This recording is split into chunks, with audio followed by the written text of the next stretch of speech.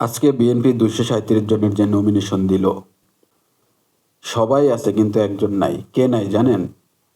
রুমিন ফারহানা। আমি রুমিন ফারহানার নাম কোথাও খুঁজে পাই নাই।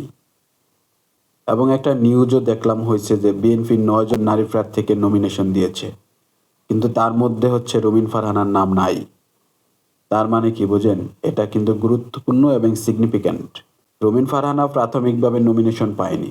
২৩৭ জন প্রাথমিকভাবে নমিনেশন পাইছে, তার মধ্যে কিন্তু রুমিন ফারহানা নমিনেশন পায়নি। তার মানে হচ্ছে যে বিএনপির কাছে রুমিন ফারহানা প্রাথমিকভাবে ইম্পর্টেন্ট না, মানে প্রথম ধাপে ইম্পর্টেন্ট না, পরবর্তী ধাপে হয়তো বা আসতে পারে। আবার আরেকটা বিষয় হচ্ছে যে ব্রাহ্মণবাড়িয়া ২ এবং ৬ কিন্তু ফাঁকা আছে, এখনো কাউকে দেয়া হয়নি ওই জায়গা থেকে। তো ব্রাহ্মণবাড়িয়া ২ বা ৬ কাউকে দিতে পারে। তো সেখানে হয়তো বা রুমিন ফারহানা ঢুকলেও ঢুকতে পারে। এই হচ্ছে বিষয়।